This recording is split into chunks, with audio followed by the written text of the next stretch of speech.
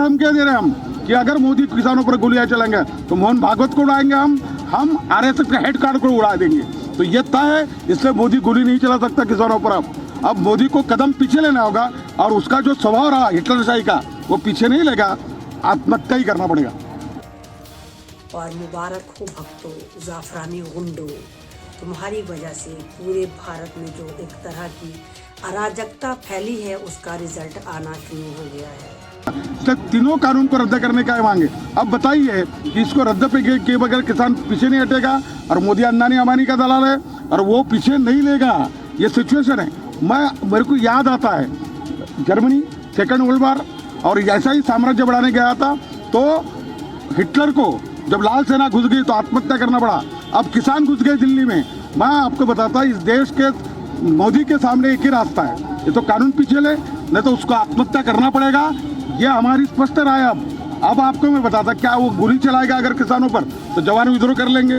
मैं नागपुर में रहता हूँ, आरएसएस का हेडक्वार्टर है, मोहन भागवत वहीं पर है। हम लोग छात्रावस्था से क्रांतिकारी है, उड़ा देंगे। और जाहिर धमकियां दे रहे हैं हम कि अगर मोदी किसानों पर गोलियां चलेंगे तो मोहन भागवत को उड़ाएंगे, हम आरएसएस के हेड कार्ड को उड़ा देंगे। तो ये तय है। मैं उस बयान को फेवर नहीं कर रही हूँ। मैं ये नहीं कह रही कि महाराष्ट्र के किसानों ने बहुत अच्छा अल्टीमेटम दिया, नहीं। वो भी एक नफरत भरा मैसेज है कि अगर आप यहाँ पर मारेंगे तो हम वहां पर मारेंगे, हम उसको उड़ा देंगे।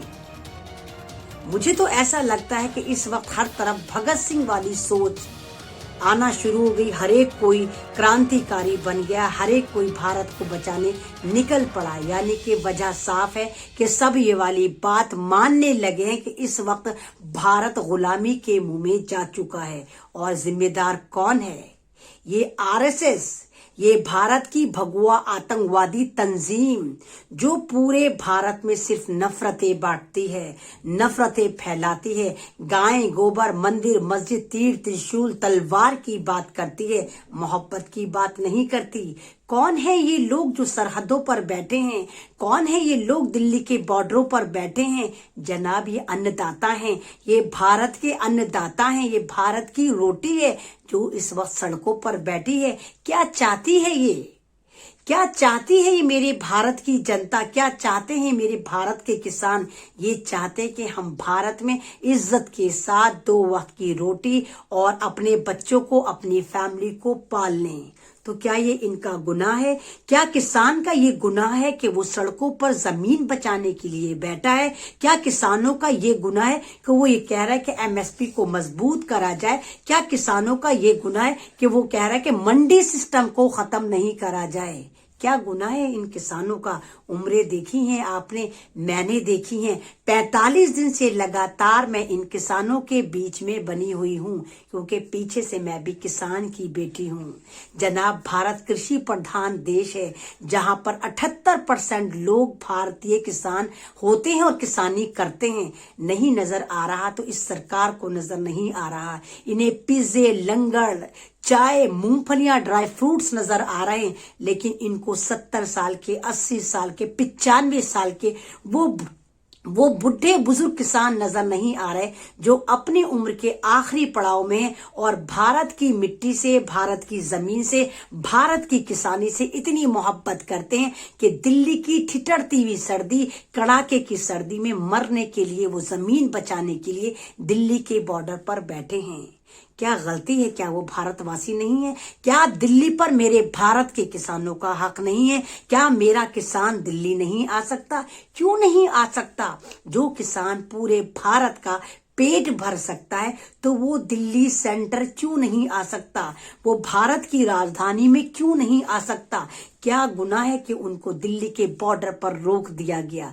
जनाब, वो 1-2 किसान नहीं है, वो लाखों की तादाद में किसान हैं जो सरकार के साथ वार्ता करने चाहते हैं, जो सरकार के साथ मीटिंग करना चाहते हैं और अपनी जायज मांगों को, अपने हक को वापस लेना चाहते हैं, लेकिन सरकार सुनने को तैयार नहीं है। ये सरकार की बेहिसी है कि पूरा भारत एक तरफ और मोदी सरकार एक तरफ। ये हमारी बदनसीबी है कि पूरा भारत एकजुट कर दिया है इन किसानों ने, इस जमीन ने, इस रोटी ने, लेकिन एकजुट होने को तैयार अगर नहीं है तो ये आरएसएस वाले नहीं है, ये भारतीय बनने को तैयार नहीं है।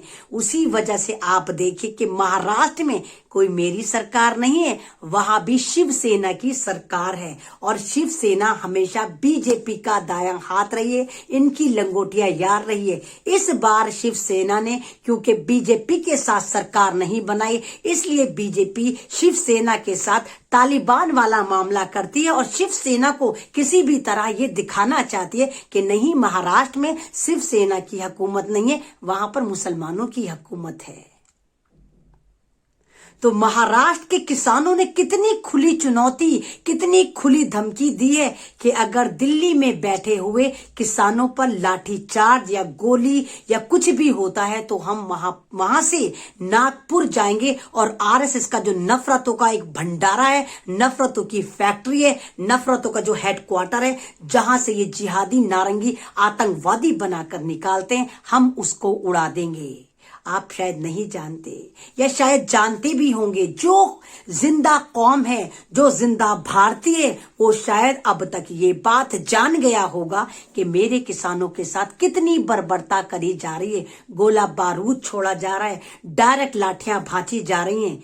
ये वो किसान हैं जो रिटायर फौजी भी हैं, इनके बेटे सरहदों पे भारत माता की हिफाजत करते हैं और हमारी सेंट्रल सरकार इनके साथ इतनी बर्बरता कर रही है, इन पे इतनी सर्दी में वाटर कैनन छोड़ रही है, टीयर शेल, आंसू गैस के गोले छोड़ रही है, लाठियां भांच रही हैं।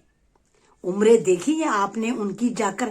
मैंने देखी है जनाब। 45 दिन से मैं उनके बीच में बनी हुई हूं और उनको ये रियलाइज कराना चाहती हूं कि मैं ऐमन रिजवी और मेरा पूरा समाज और पूरा भारत इस रोटी के साथ है। जैसे आपने अभी देखा होगा 2-3 दिन से अंबानी की भी चीखें निकलनी शुरू हो गई हैं, क्योंकि इन किसानों की पावर ने दिखा दिया है कि उनकी पावर क्या होती है। उन्होंने जियो पोर्ट कराना शुरू कर दिया है और पंजाब से लगभग 1600 जियो के टावर उखाड़ फेंके हैं या बिजली काट दी है। अब अंबानी की चीखें निकल रही हैं और अंबानी 110 दिन बाद कह रहा है कि नहीं भाई, हम खेती किसानी में नहीं आ रहे, हमने कोई जमीन नहीं ली, हम खेती करना ही नहीं चाहते, हमारा अपना मामला है, हमें बख्श दो, हमें माफ कर दो किसानों, हम तुमसे आजिज आए। लेकिन ये वाली बात भी सिर्फ अंबानी ग्रुप जुमलों में बोल रहा है, रिटर्न में नहीं बोल रहा। और सवाल ये बनता है, ये अंबानी ग्रुप है, ये ऐमन रिजवी नहीं है, ये आम जनता नहीं है, ये बिजनेसमैन है, ये पूंजीवती हैं। तो क्या वजह है कि अंबानी ने ये स्टेटमेंट देने में पूरे 110 दिन लगा दिए? अंबानी ने पूरा देखा, पूरा रिसर्च करी और उसको समझ में आया कि अगर मैं किसानों से पंगा लेता हूं तो मेरी ऐसी की तैसी मार दी जाएगी, मेरी कंपनी सिर्फ लफ्जों में रह जाएगी, पेपरों में रह जाएगी। और जिस तरह इन भारतीयों ने, इन किसानों ने मुझे नंबर 10 से उठाकर फेंक दिया, ये हो सकता है मुझे कोई कंपनी भी ना छोड़े। तो इसलिए अंबानी अपना तुरुप का इक्का खेल रहे हैं और पेपरों में बात नहीं कर रहे, सिर्फ कह रहे नहीं भाई किसान भाइयों, हमारा जियो हमें छोड़ दो, हमारे मॉल हमें वापस कर दो, हमारा बिजनेस हमें वापस कर दो, मत करो हमारा बाइकआउट, क्योंकि हम आपके साथ हैं। लेकिन किसान बावला नहीं है अंबानी जी। ये डिजिटल दौर का डिजिटल किसान है जो पूरा रीड कर कर आया है, जिनकी औलादे इंग्लैंड, ऑस्ट्रेलिया, लंदन में पढ़ती हैं और वहां किसानी के फायदे देखती हैं। आप देखिए हिंदुस्तान में हम तमाम लोग एजुकेटेड है, कोई एमए, कोई बीएड, कोई एमएससी, कोई बीएससी। क्या हमारे पास जॉब्स हैं? नहीं है हमारे पास जॉब। हम 2 वक्त की रोटी जुटाने के लिए भी चप्पलें चटखाते रहते हैं, हमें कोई नौकरी नहीं मिलती। सरकारी नौकरी तो बहुत दूर की बात है जनाब, अब तो प्राइवेट में भी कोई नौकरी नहीं है। होगी कहां से जब पूरा भारत इन लोगों ने बर्बाद कर दिया। तो ये भारत किसानों का है और पहल हो चुकी है, एक क्रांति उठ चुकी है और इस क्रांति को जो क्रांति बनाया है उसका पूरा का पूरा श्रेय मेरे इन किसान भाइयों को जाता है। इन्होंने भारत को दिखाया कि तुम जो मुर्दा हो चुके हो और हर बिल पे अपनी गर्दन झुका देते हो।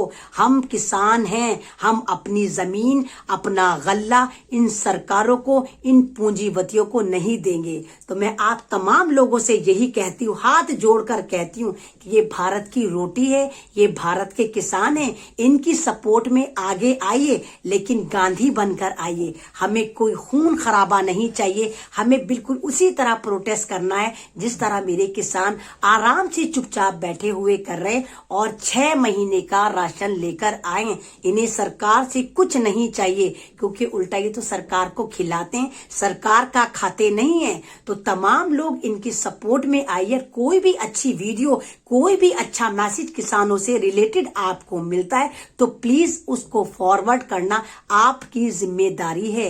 ये किसान आपके लिए सड़कों पर बैठे हैं, ये किसान आपके लिए शहीद हो रहे हैं, ये किसान आपके लिए रोटी बचाने के लिए कर रहे हैं। क्योंकि किसान को क्या फर्क पड़ता है अगर गवर्नमेंट उसका सारा रूल खत्म कर देती है, उनका इख्तियार खत्म कर देती है, तो उनके पास इतनी जमीन है कि वो अपने लिए रोटी अपनी जमीन में उगा सकते हैं। लेकिन वो आपकी चिंता कर रहे हैं, वो भारत की चिंता कर रहे हैं, वो भारत के लोगों को भूखमरी से बचाना चाहते हैं। जो आटा आज आप 20 रुपए किलो खरीद रहे हैं, वो नहीं चाहते कि कुछ साल बाद अंबानी, अदानी या दूसरे पूंजीपति आप तक उसको 100 या 150 रुपए किलो में पहुंचाएं। तो सिर्फ ये रोटी की लड़ाई है जो किसान आपके लिए लड़ रहा है। ये हमारी बदनसीबी है। सड़क पर पूरा भारत होना चाहिए था और उल्टा हो रहा है कि सड़क पर किसान है, सड़क पर रोटी बैठी है। अरे सड़क पर रोटी नहीं, भूखे होने चाहिए थे, रोटी खाने वाले होने चाहिए थे। यानी 140 करोड़ लोगों को सड़कों पर होना चाहिए था।